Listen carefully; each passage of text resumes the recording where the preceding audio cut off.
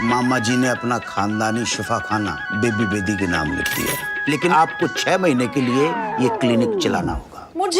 हमें मामा जी के इलाज घर घर तक पहुंचाने। प्रॉब्लम यही है कि लोग सेक्स के नाम से ही कतराने लग जाते हैं। कुछ ऐसा करना होगा कि लोग खुद ही सेक्स के बारे में बात करने लग जाए।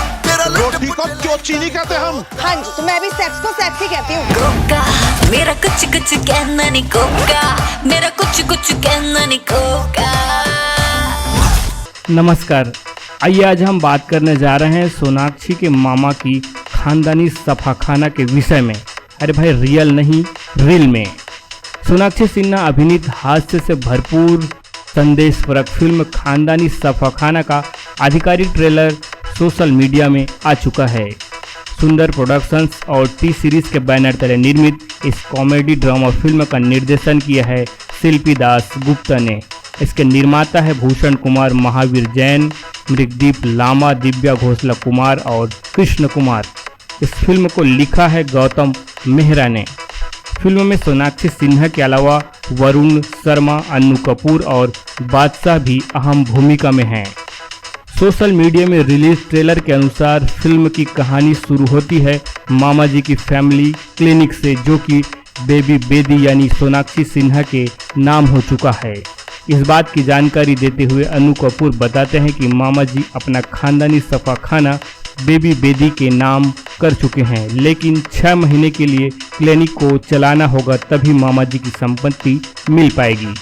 बेबी बेदी क्लिनिक को बेचकर पैसा चाहती है, लेकिन शर्त के अनुसार 6 महीना तो सफाखाना खोलना ही पड़ेगा। सोनाक्षी पहुंचती है सफाखाना और लग जाती है अपने काम पर समस्या ये है कि सफाखाना में गुप्त रोग की जानकारी भला एक लड़की कैसे देगी। चलो मान ले देगी भी, तो इलाज कराने क्या लोग आएंगे? वैसे मामा जी गुप्त रोगों का इलाज अपने देसी तरीके से किया करते थे, उनके पास मरीज भी आते थे। सोनाक्षी की क्लिनिक खोलते ही कुछ मरीज छुपते छुपाते आने लगते हैं। तब उनको लगा कि इस विषय पर खुलकर बात होनी चाहिए। सोनाक्षी लोगों को जागरूक करने के लिए एक पॉप सिंगर से मिलती है, जो उनका प्रचार करने के लिए तैयार हो जाता है। सोनाक्षी भी अपनी तरफ से खूब मेहनत करती है। कुछ लोग नज़रें चुराते हैं तो कुछ लोग शर्माने लगते हैं और कुछ तो विरोध करने पर भी उतर आते हैं।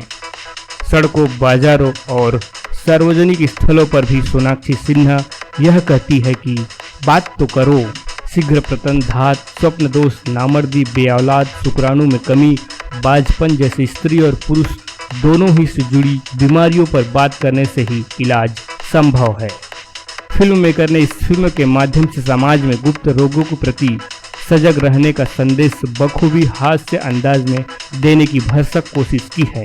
अब यह कितना सफल होता है, यह तो फिल्म रिलीज होने के बाद ही पता चलेगा।